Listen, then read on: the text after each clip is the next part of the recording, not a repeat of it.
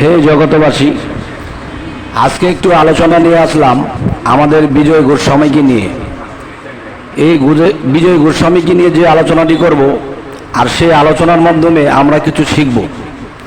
সে আলোচনাটি হলো যে কেউ যদি নিজের গুরুকে রেখে কৃষ্ণ ভজনা করে এবং কৃষ্ণর আইন মানে, তখন সে কি সাফল্য লাভ করবে নাকি সে সাফল্য লাভ করবে না।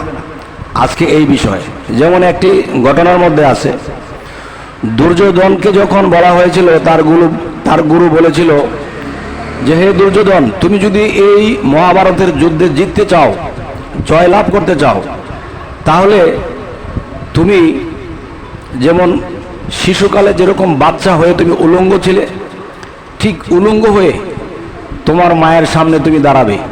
তোমার মা গান্ধারী, সে যখন মাসে একবার চোখ খোলে, তখন সেই চোখ খোলার সামনে যখন তুমি উলঙ্গ হয়ে দাঁড়াবে, তাহলে তোমার সর্ব অঙ্গ লোহা হয়ে যাবে। আর এই লৌহ মানব যখন তুমি হবে, তখন যুদ্ধে কেউ তোমাকে হারাতে পারবে না, তুমি যুদ্ধে জয়লাভ করবে। তখন সে যখন তার মায়ের কাছে যাইতেছিল, তখন রাস্তায় যখন দেখা হলো শ্রীকৃষ্ণের সাথে, তখন শ্রীকৃষ্ণের সাথে কথা হওয়ার পরে শ্রীকৃষ্ণ বললেন, হে দুর্যোধন, তুমি তোমার গুরুর কথা তো অবশ্যই রাখবা, কিন্তু তুমি একটা জিনিস ভেবে দেখো, তুমি যদি তোমার মায়ের সামনে সর্ব অঙ্গ উলঙ্গ হও, তুমি তো সাবালক, তুমি কিভাবে তুমি এত বড় ছেলে মায়ের সামনে উলঙ্গ হয়ে দাঁড়াবে। তার চেয়ে তুমি একটা কাজ করো, তোমার গুরুর কথাও রক্ষা হবে এবং তুমি যুদ্ধে জয় লাভ করার মতো তোমার রাস্তাটা হবে। সেটা কেমন, যে তুমি তোমার যে লজ্জাস্থানটা আছে, এটাকে তুমি একটা যে কোনো পাতা দিয়ে, ঢাকনা দিয়ে, তখন তুমি দাঁড়াবে তোমার মায়ের সামনে।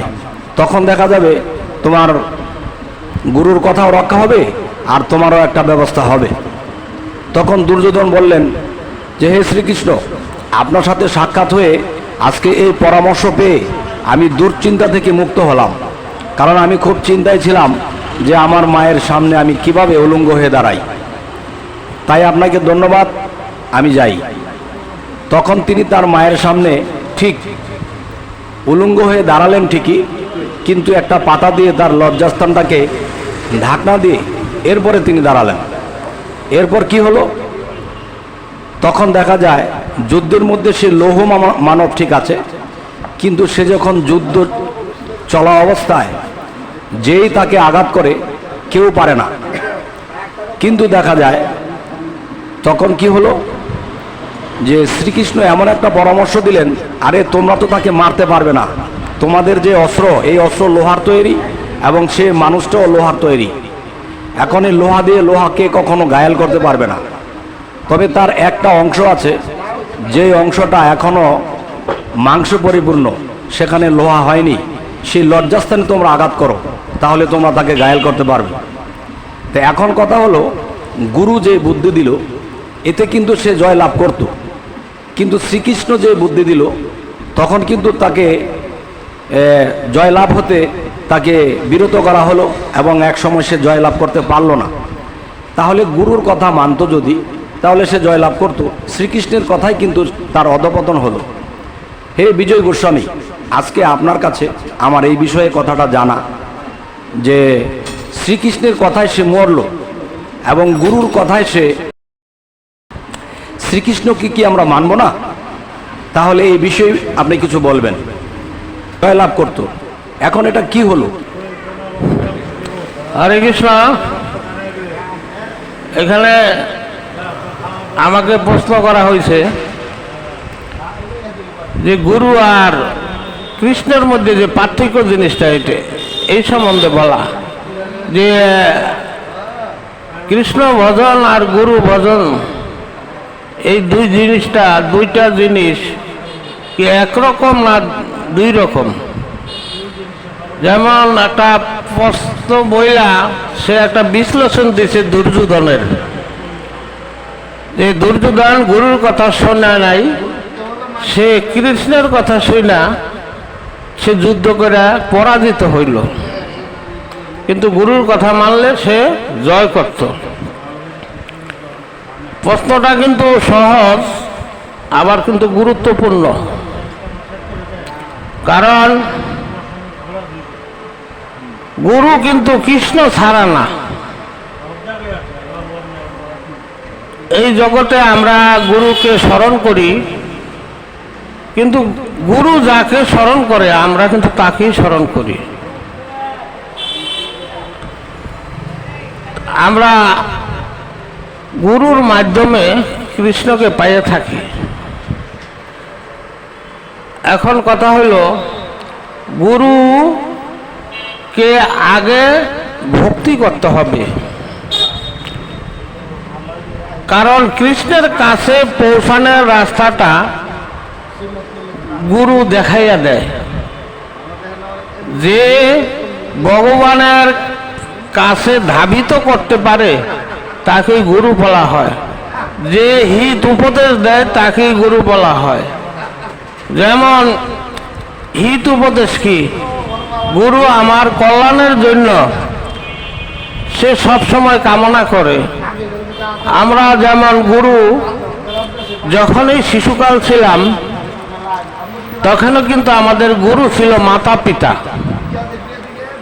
একটা মা বাবা তারা সর্বদা চিন্তা করত যে আমার ছেলেটাকে মানুষ করব, সে সমাজের একটা গণ্যমান্য লোক হবে, সমাজে তাকে চিনবে, সমাজে সম্মান পাইবে এবং সমাজের কল্যাণ করবে। এই চিন্তা ভাবনা করে কিন্তু সবাই সন্তানকে মানুষ করে। এই যে মা বাবা যে চিন্তাটা করলো, এইটা কি হলো? সন্তানের হিতের উপদেশ। হিত মানে কি? সন্তান যেভাবে ভালো রাস্তায় যাইতে পারে, এই জন্য তারা গুরু। তদ্রূপ আমাদের গুরুও, আমরা যেই গুরুকে ভজনা করি, আমরা ইহকাল পরকাল উভয় কামনা নিয়ে থাকি। কেউ হয়তো ইহকালেরও করে, পরকালেরও করে, যে আমরা এই জগতে ভালো থাকতে পারি, গুরুর কাছে সে চায়। আবার কেউ চায় যে আমার পরকালে যেন ভালো হয়, আমি যেন ভালো গন্তব্যস্থানে পৌঁছাইতে পারি। এভাবে যখন আমরা এই গুরুর কাছে যাব, গুরু যদি আমাদেরকে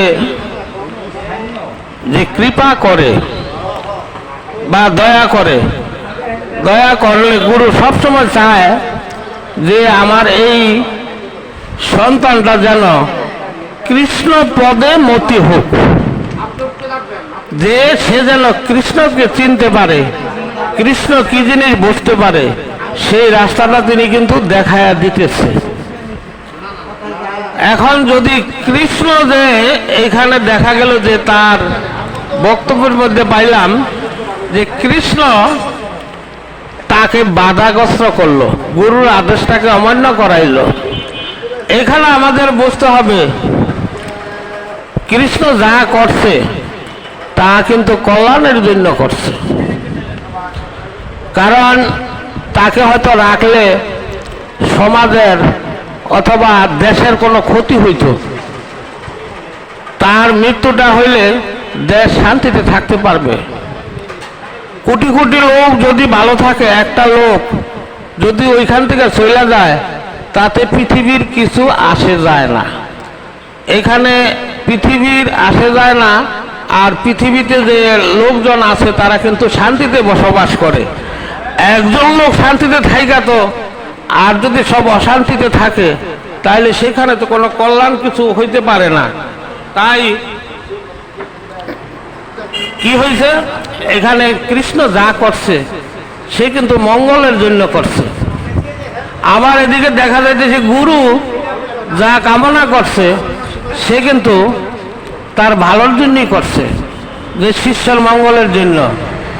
তো এই ব্যক্তটা হইল এরকম, যেমন যখন এই বলিরাজের যজ্ঞ হয়েছিল, বলিরাজ যজ্ঞের ভিতরে ভগবান বামন অবতার হয়ে আসছিল, মানে ছোট একটা মানুষ হয়ে আসছিল, ক্ষুদ্র মানুষ। এই অবস্থায় যখন আসছে তখন তার গুরু সেই বামনটাকে চিনতে পারছে যে সে তো ভগবান, কিন্তু সে কি করছে, আমার এই শিষ্যর সব আছে, যা আছে সব সে কায়রা নিবে এবং এইখান থেকে তাকে নিঃসঙ্গ করে দিব। বুঝতে পাইরা বলছে যে তুমি তাকে কিছু দান করো না, কিন্তু সে তার আগে দান করছিল 3 পা জমি। ওই 3 পা জমিতে তার সে সর্বহারা হয়ে গেছে। তখন গুরু বলছিল যে তুই আমার কথা শুনলি না, তুই কি করলি, একজন তোর নিজা ইচ্ছা যে কাজটা করলি এই কাজটা ঠিক হয় না, আমি তোর মঙ্গলের জন্য বলছিলাম। তখন বলি মহারাজ বলল যে গুরুদেব আপনি বলছেন ঠিক আছে, কিন্তু আমি তো দান করে ফেলাইছি, আমি মুখে যখন আগে বাক্য দিছি তাহলে তো ফেরত নিতে পারি না। তখন এই জমি দান করার পরে সে কিন্তু সর্বহারা হয়ে গেল। সর্বহারা হয়েও সে বলতেছে যে গুরুদেব আপনার মতো গুরু যেন এই পৃথিবীর সবাই যেন পায়। আপনি আমার শুভ কামনা করছেন, আমি দান করছি, এর চেয়ে ভালো যে অমূল্য সম্পদ আমি পাইছি, এই যে সে যে ভগবান, সে যে ঈশ্বর, এই জিনিসটা তো আমি কখনো জানতাম না। আজকে আপনার কৃপায় আমি নিজে ভগবানকে দেখতে পাইতেছি। ভগবান আমার সামনে, সে বামন রূপে বা ছোট হিসাব মানুষ হয়ে আসছে, কিন্তু এটা আপনার কৃপায়। আপনাকে আমি কোটি কোটি বার প্রণাম করি, যেন আমি আপনার মতো এই গুরু যেন যুগে যুগে, যদিও কোনো আমি যদি আসি পৃথিবীতে তখন যেন আপনার মতো গুরুই থাকে। তাই এই যে কথাগুলি বলা হয়েছে এটার তাৎপর্য হইল যে হ্যাঁ, গুরুর কথা মানতে হয়। গুরু যা বলে কল্যাণের জন্য, এর উপরে ঈশ্বর যা করে তাও কিন্তু উত্তম কল্যাণের জন্য করে। তাই কৃষ্ণ যা করে গুরু তাই করে, কারণ গুরু রূপই কৃষ্ণ। আমরা এই জগতে ঈশ্বরকে কিন্তু দেখতে পাই না, তাকে দেখতে হইলে গুরুর রূপ নেহার কইরা দেখতে হয়, কারণ গুরু রূপে সে এই পৃথিবীতে আছে। এই পৃথিবীতে সর্বদা যারা গুরু ভজন করে বা গুরুকে ওই রূপই দেখে তারই কিন্তু প্রাপ্তি হয়, ঈশ্বর প্রাপ্তি হয়। তাই এই কথাই বললাম যে গুরু আর ঈশ্বরের মধ্যে কোনো পার্থক্য নাই, উভয়ই কল্যাণকারক। আপনারা সবাই গুরুর প্রেম ভক্তি সবার হোক, এই বলে আমি এখানকার আমার কথা রাখলাম। ভুল ত্রুটি হইলে মার্জনীয়, অপরাধ ক্ষমা করবেন। হরে কৃষ্ণ। হে জগতবাসী, আজকে বিজয় গোস্বামীর কাছে আজকে যে প্রশ্নটি করা হয়েছিল সেই প্রশ্নের উত্তরটি তিনি করলেন এবং অন্য একজন ভক্ত এবং গুরুর কথা বলে আমাদেরকে বোঝালেন। তবে আপনারা কি বুঝলেন অবশ্যই কমেন্টে জানাবেন, এবং এই বিজয় গোস্বামীকে নিয়ে সামনে আরও কিছু আলোচনা করব। আর আমাদের চ্যানেলটি যদি আপনাদের ভালো লাগে অবশ্যই সাবস্ক্রাইব করুন, এবং পরবর্তীতে যেন আপনাদের সাথে আমাদের সাক্ষাৎ হয়। তো এই বলেই রাখবো। আল্লাহ হাফিজ।